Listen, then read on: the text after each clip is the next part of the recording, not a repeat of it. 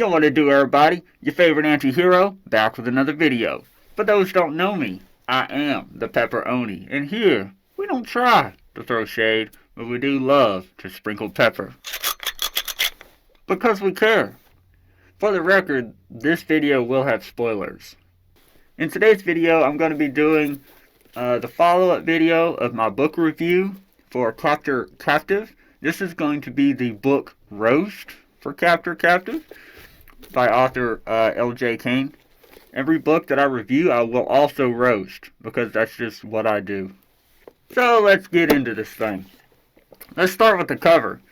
If you look at the cover is actually really nice. It looks good. The color is great. It draws your attention. It does the job. However, I don't know who that is. Who is that lady? I don't know. As we can see, she's wearing a dress and she's got dark hair. But if we simply open the book and we look through it, on page 3, we get physical descriptions for our main character, Ellie, as having pale blonde hair.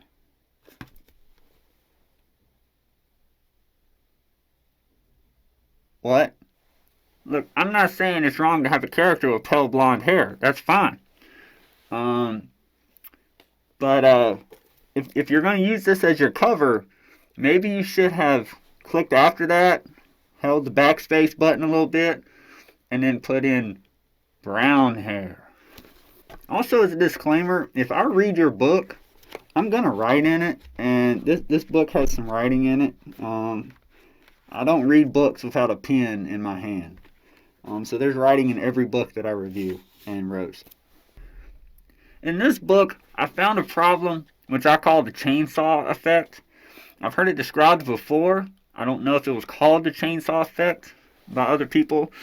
But, yeah, basically what that means is the author continues to add the suffix ing to words. So, like, running, jumping, climbing, swimming, fighting.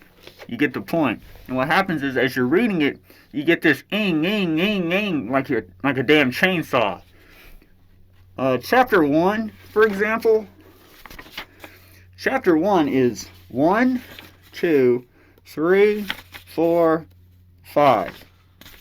Chapter 1 is 5 pages. And in Chapter 1, there are 55 words that end in ing. Chapter 2 has, I think, 28 or 29 pages. And it has 237 words that end in ing. And I'm not talking about words that naturally end, like bring or sing. You know, I'm talking about words that you have to actually add ing to them. So in the first, like, barely 30 pages, you've got close to 300 words ending in ing. It's kind of ridiculous. I didn't do that for every chapter. I just did it for the first 2.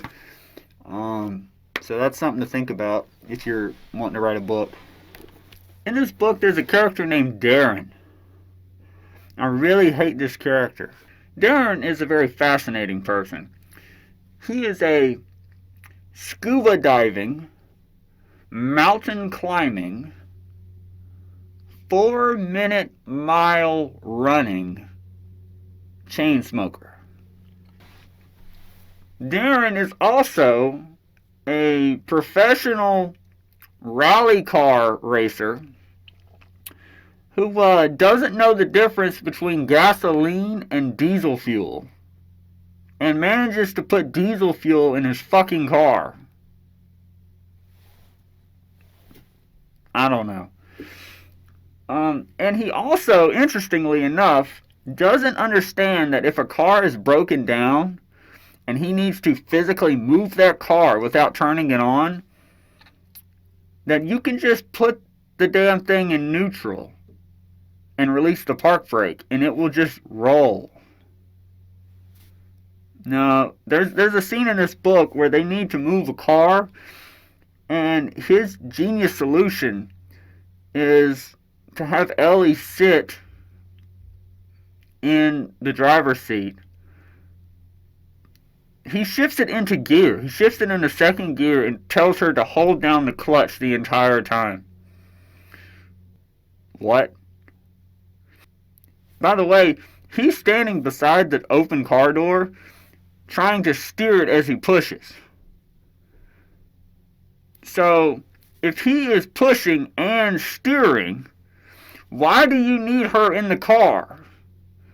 Well, obviously because you need him to, or need her to hold down the clutch, because it's in gear. Why not have it in neutral and just have her outside the fucking car, behind it, helping you push? Of course, when this is happening, they're pushing a car on an icy ground. So, being icy, it's hard to have traction anyway. And the guy has an injury, so he needs all the help he can get. Also, another neat fact about Darren. Darren is a trained animal doctor. That's his fucking quote, man. He's an animal doctor. I mean, hell, I probably would have just called him like a veterinarian. But hey, man, what the fuck do I know? I'm not a trained animal doctor, man. I'm just some guy who has free access to the accumulation of all human knowledge, also known as the internet. I don't know shit. Darren also has this problem with standing. He has no fucking balance. Darren stepped over an object in the snow, and as he put his weight back down on his foot, his heel slipped from under him, and he hit the ground with a sickening cry. His shadow appeared first, and as he dropped down to the ledge 20 feet above her, he slipped on the wet rock, his body hitting the granite, his legs careering over the edge, his hands scrambling for a hold as gravity pulled him further over the edge. And of course, let's just go ahead and do a third. Darren howled, staggering backwards into the river, dragging Ellie with him as she clung to him screaming. Here's a neat fact about Darren. His real name is Chad. I'm going to tell you that secret now. His real name is Chad. It's not Darren.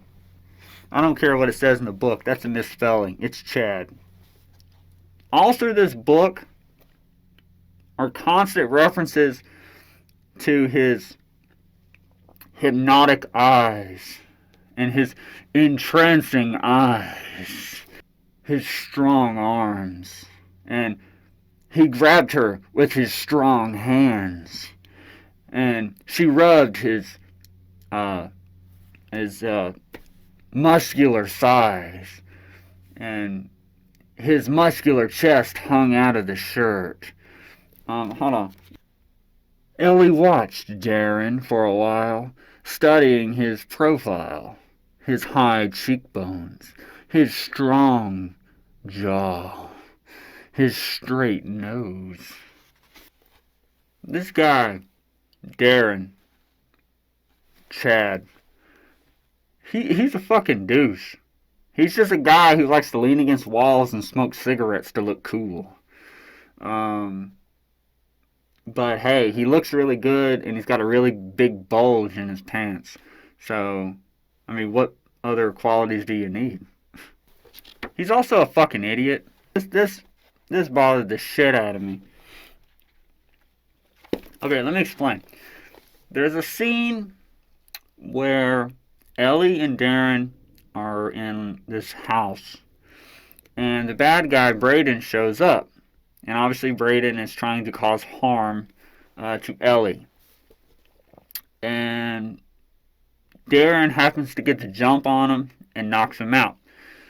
Now, you could argue, well, hey, why doesn't Darren just kill Braden? Get it over with. If this guy potentially is going to kill somebody. But hey, if you want to look at it from a real world perspective, perhaps killing someone is an extreme stance. Okay. So, they need to instead figure out a way to subdue him. How can we subdue him to decrease the danger of the situation? Well, Darren gets a genius idea. He decides to drag him to a outhouse, an outdoor porta potty or shitter, and lock him inside. The moment he does this, Ellie says, "Do you think he's going to get out?" And he's like, "Oh yeah, he's definitely going to get out. That lock is shit. He'll break it apart as soon as he wakes up." Then he comes up with another solution. "Ha ha! I know what I'll do," Darren says. "Luckily, I have a handy-dandy syringe in my pocket, filled with anesthetics that I can inject him with to keep him knocked out unconscious for a little bit longer." Now, that sounds kind of silly, but in the story, it makes sense. But why he decides to do that instead of this glaring other option makes no fucking sense. What other option am I talking about? I'm glad you asked, I'll tell you. The guy has fucking handcuffs. He has fucking handcuffs in his possession. Before that event of the bad guy showing up, let me just give you some details in chronological order. This is on page 73. He handcuffed her to the steering wheel, then shut the door, and stood still with his face creased in thought. Okay, so he has handcuffed her to a steering wheel. He has handcuffs. He understands the use of the handcuffs. It prevents her from running away because she's always trying to run away. On page 79, it reads, "He frowned, jigging the accelerator, then unlocked the handcuff from the steering wheel, letting it dangle from her wrist." So now the handcuff is detached from the steering wheel and is hanging from her wrist. On 84, it implies that she is now handcuffed together. It doesn't ever say that in the story, but apparently both wrists are now handcuffed back together. And on page 84 it says, "He uncuffed one of her wrists, drew her to the set of drawers beside the sink, and then clamped the free shackle around the handle of the top drawer." Ellie jerked at the handcuff. "Darren, for God's sakes." Darren replies, "Stay here." Again, he understands the use of handcuffs, and he has them. Page 85. Ellie says, quote, "Will you uncuff me?" Ellie jangles the handcuffs. He says, "Maybe, if you behave for me." Then on page 87, this is Darren, it says, "He noticed her watching, and when he released her from the drawer handle, Ellie came straight to the table." He was cooking food, and she was hungry. Page 88. The meal ended, and Darren leaned forward, picking up the handcuffs. A little bit further down, he opened the handcuffs, then beckoned to her. A little bit further, Ellie gasped as he spun her around, snapping the cuffs around her wrist. A little bit further down, He dragged a small table towards her, then shackled her to the table leg. Then on page 91, it says, he let her go, referring to her being handcuffed. It says, he forced the handcuffs into his back pocket. At that point, we can just assume his back pocket is a fucking black hole. There's actually a point in here where he has a cell phone, and he puts the cell phone in his back pocket.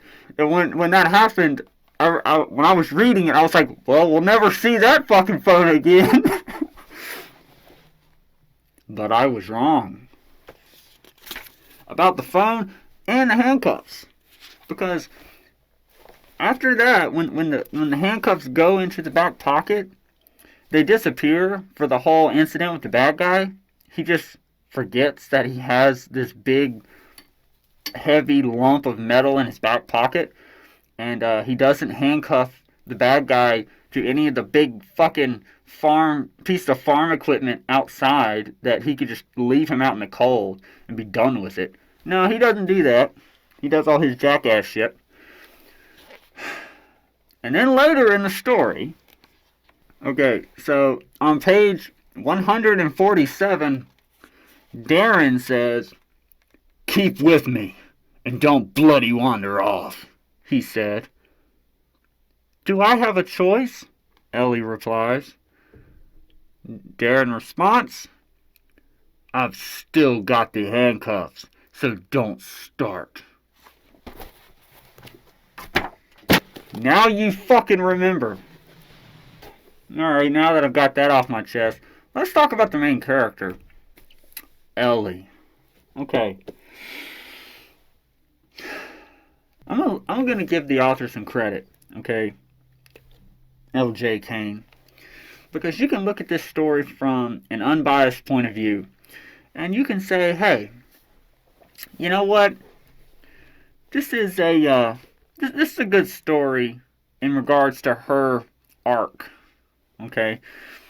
Because you get to see her living a crappy life, or at least flashbacks and little snippets of detail about her crappy life. And you get to see how she might regret those choices and learn from them and want to make better choices in the future. So that's commendable. Hey. And I understand, this is not an insult to the author, okay? If you write a story about a murderer, that doesn't make you a murderer. If you write a story about a racist, that doesn't make you a racist. So when the author L.J. Kane writes a story about a shitty person named Ellie, that doesn't mean the author's a shitty person. This is not an insult to her. This is an insult to a fictional character. Ellie is a piece of shit. She sucks. She is trash. As you read this story, you learn a bit of backstory, which is she knows the character Darren from the past. And what she knows... Here's the thing. Darren used to date Ellie's sister. Okay? When Ellie was younger, her older sister was dating this older man named Darren. And Darren impregnated her sister. So that means Darren is the baby daddy of Ellie's nephew or niece. That being said, this book explains clearly that back in the day when Ellie was young and her sister was still dating Darren, she was fantasizing about fucking this dude. Like, where is the sister code here, man? Where is the respect? Where is the honor? You're fantasizing about sleeping with your possibly future brother-in-law. And specifically behind your sister's back. This isn't like a fantasy where they break up and then you get her sloppy seconds. No, She's fantasizing about her sister's boyfriend cheating on her sister with her. So later, when he kidnaps her, like in her mind, it doesn't say it in the book, but you can tell it's in there subconsciously. The gears are turning. She's like, holy shit, this is my chance. I can finally ride that cock carousel. And she does. But here's the thing. I gotta double back. I gotta talk about fucking Darren. Chad. Okay, here's the thing. It says early on in the story that Ellie has a contraceptive implant. So this chick is so determined that she's gonna be out there fucking dudes and enjoying it, that she gets a contraceptive implant so that she can ride dick without a rubber and not get pregnant. She wants all the pleasure, no responsibility. So she's probably got fucking herpes or something at this point. She's probably got an STD. And Darren knows this. On page 32, Ellie's ambition for a career in journalism had sparked a frenzied interest in her, especially when she turned 18. She felt far from proud of her following. What's she talking about? She's becoming a whore passed around by politicians, is what she is. And apparently, she's been fucking these guys since before she was 18. So she's actually being sex trafficked, basically. But it's not like she's against it. Okay, page 79, it says, she'd succumbed to a few of them, referring to those guys, satisfying her curiosity, but their sleazy lives had left her feeling raw. They hitting and quitting. And she's got that contraceptive implant. She's a fucking cum dumpster. They're filling that void and moving on.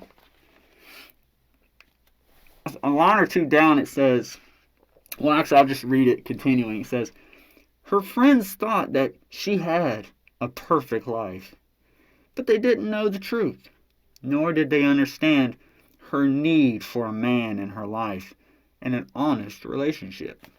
Okay, again, that's a respective stance. She made some mistakes. She realized the error of her ways. And she's like, hey, this life sucks. I don't want to go down this path anymore. I want something humble. I want something truly grounded. I want a real man who can care for me, provide for me, love me. Okay, that's cool. That's cool. But you're fucking used up. Why? Why do you think that Prince Charming is just gonna fall out of the fucking sky and just take you in? Why would somebody want to pick up your, like, you're like a car. Why would someone want to pay, brand new price for a car that's second hand with high mileage? But then, see, and Darren knows that she lives this life. This isn't a secret.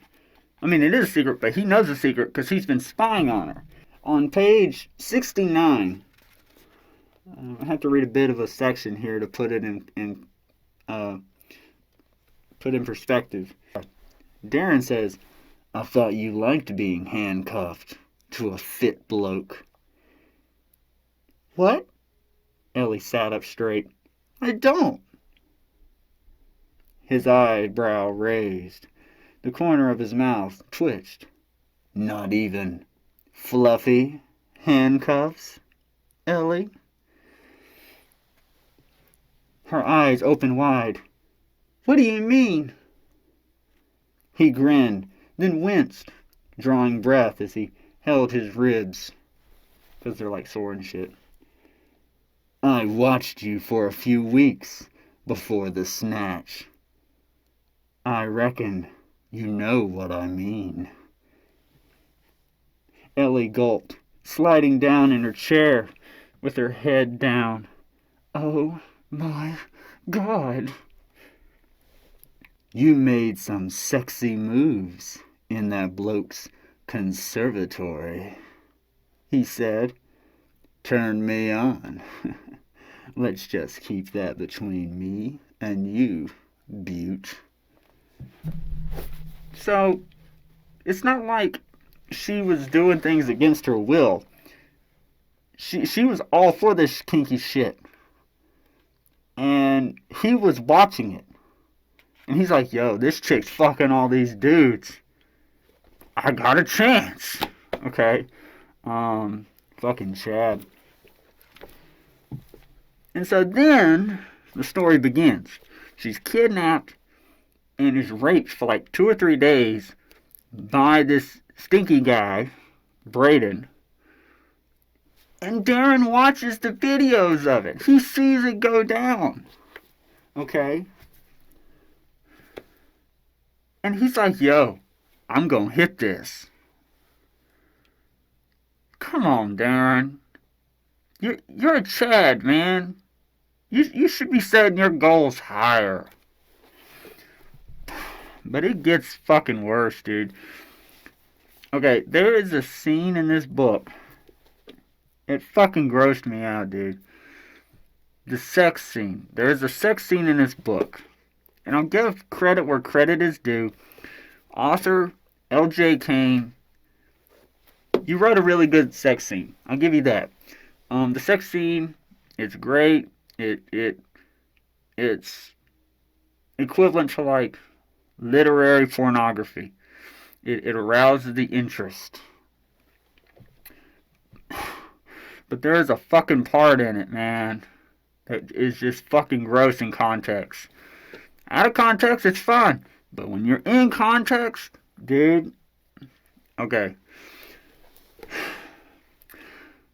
Before the sex scene, Ellie pisses on herself twice.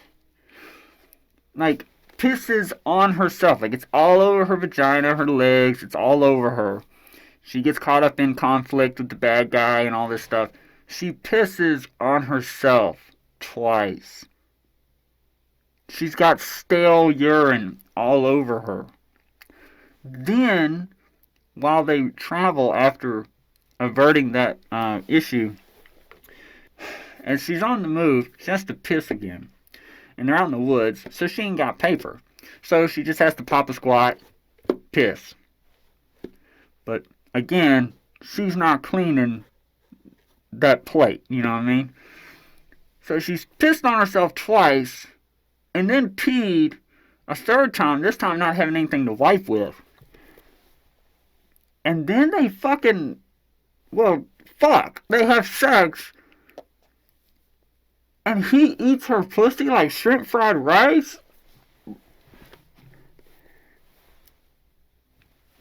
Like, bruh. That's fucking gross, dude. Man, when I read that, I had to stop and just... Man, that's what's wrong with our society, man. You got people running around licking shit-covered assholes and piss-covered pussies, man. It's fucking gross, dude. I was like, it was like a horror movie, man. I was like, no. I was like, no, Dara, don't do it. And then, like, in the heat of the moment, like, after he's been eating it out, like, she kisses on him.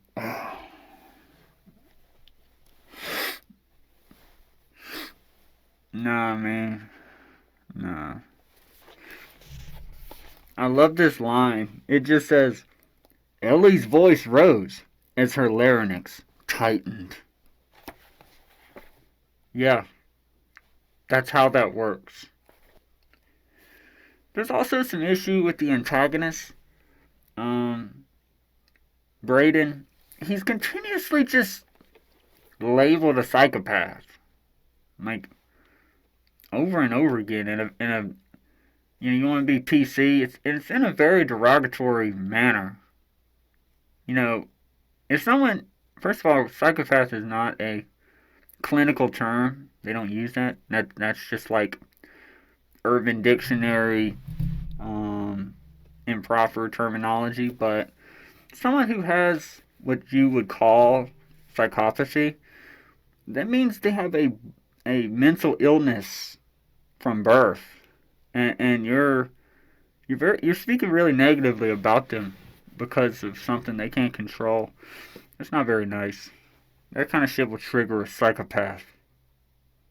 The guy, he's not a psychopath. Like, he's had a psychological break, but he's not a psychopath. Okay? And it doesn't make sense, because here's the thing. There's a part early on in the story when he's got her kidnapped. And, where's it at? When he's got her kidnapped, it kind of glimpses into what he's been doing to her. And, here's a scene. It says, like, he comes downstairs and it says the cycle begins again. Braden waking her, his phone in hand, playing videos of naked women writhing in agony. Beneath their abusers, the women begging, pleading, as they bled to death from deep wounds cut into their wrists. The first time I read this, I thought this was video that he had recorded of his previous victims. Okay, that seems normal. But that's not the case. If you listen closely to what I just read, it says, beneath their abusers. So what this means is, this video is not the handiwork of Braden. This is the handiwork of other people. And Braden is being inspired by these videos he's found on the dark net. Okay? So he's trying to emulate these things. He's watching these videos of these guys torturing women, and he's being brainwashed. He's being radicalized into doing these bad things. And because he's high on crack cocaine, he probably thinks, hey, fuck it. It seems like a good idea. But this is not his victims. But he wants to be like them, okay? In the book, it refers to him as a sadist. But here's the thing. If he got off to her pain, and here it's implying that he wants, like, he's showing Ellie the pain of others. Why is he using anesthetics? Why is he drugging Ellie so she can't feel the pain or be conscious to experience him dominating her and punishing her? That doesn't make sense. The psychopath would want her to suffer. He would want to see that pain and get off to that dominance over her. At the same time, the backstory, the one little line of backstory, it says that he had a woman in his life that left. Well, a girlfriend or a wife, we don't know. And when she left him, she took his child before even giving birth to it. So he didn't even get to see his kid. Clearly, this is a motivator because he brings it up in dialogue. If it didn't matter to him, then that wouldn't have triggered, that wouldn't have come out of his mouth. It would be like a leaf blowing down the wind. It's not worth mentioning. But he brings it up in dialogue, the bad guy.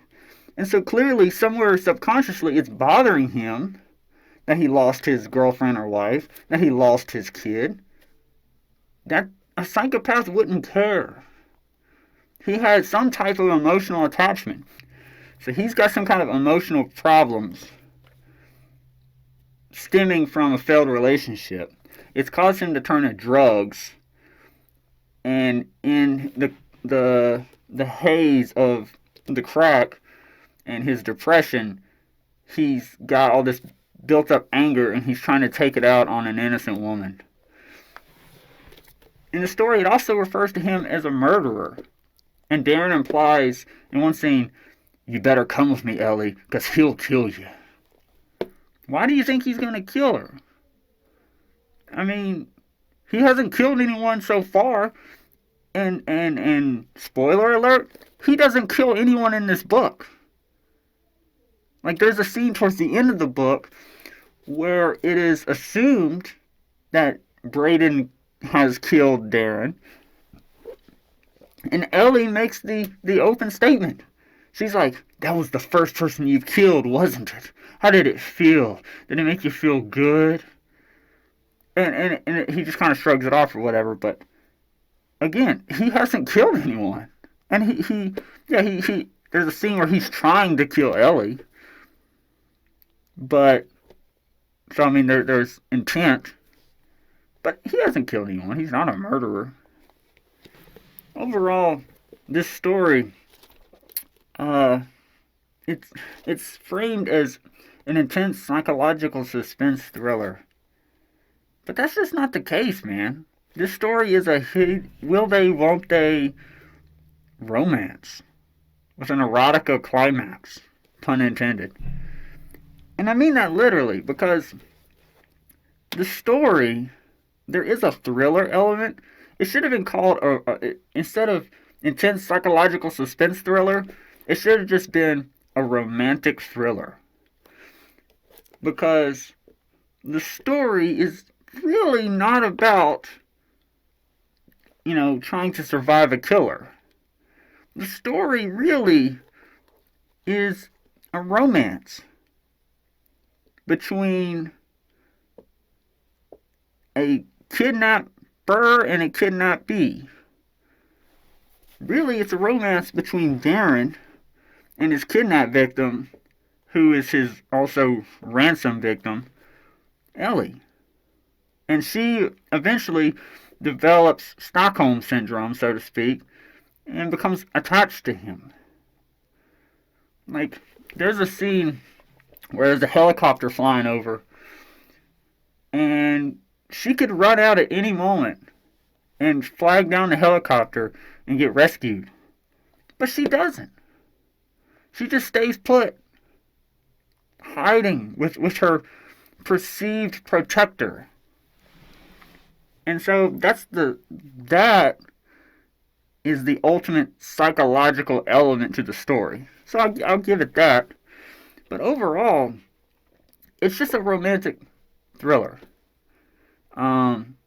Because there is the sex scene, which is like at the 3/4 mark, maybe the 4/5 mark of the story. I'd say 3/4 mark. The whole story is just a build-up to that moment. Will they? Won't they? Will she give in to the temptations? Will he, make his move? And there's issues like he tries to hit on her, and she flat out is like, "You're coming on too strong." And it's like, what? They finally have sex, and it's like this. Everything's been building to it, and as soon as the sex is over, it's like, now that's over. Let's get this book over with, shall we? Because, like, after that sex scene, the pacing of the book just kicks into overdrive. It's just a race to the finish. And it makes the killer and that whole arc just something in the background. It's just white noise. This is just a hooking up.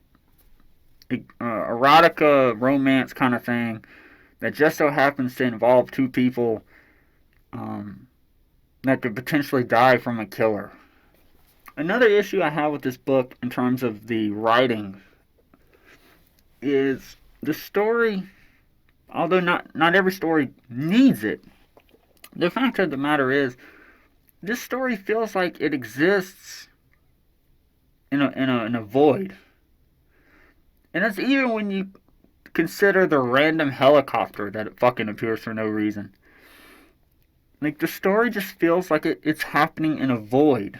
Like, it's in a vacuum. Like, no one in the world exists except Ellie, Darren, the evil antagonist, Brayden, and the two gay guys who just pop in for an interesting scene of styling hair. I'm not saying there should be a ton of characters, but it just feels very alone in the story. There's also an interesting thing, and this is very important, okay? Let's talk about this. Okay, this bothers me. On page 72, it reads,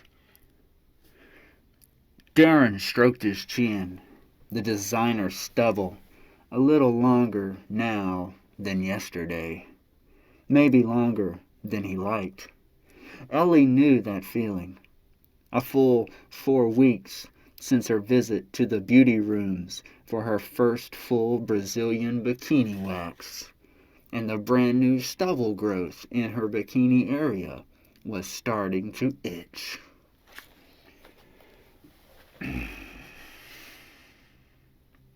Okay, I guess that's a really important element to the story. I'm glad I know that. But let's jump forward 20 pages.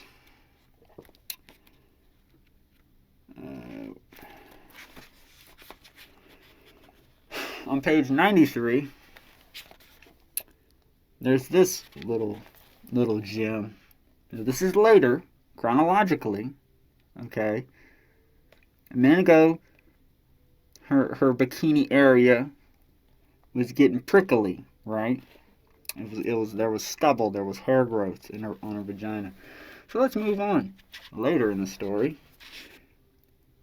it says, he held her steady as she lifted her leg over the edge of the high-sided bath. Ellie, well aware of her breasts bouncing, with her smooth Brazilian on full display, lips and all. L.J. Kane, this is a message to you. I am a reader, okay? You are putting on a show for me by telling me this story.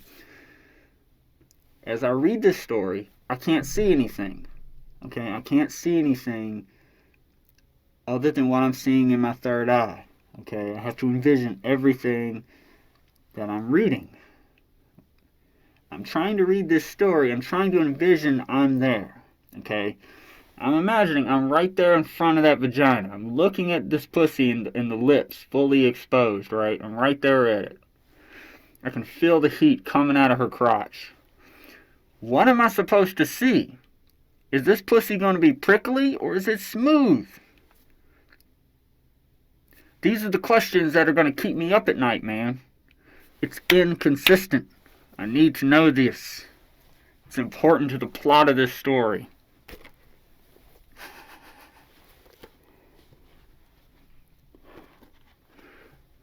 I tell you what, at the end of the story, there was a part where it all just, I was like, this story is good.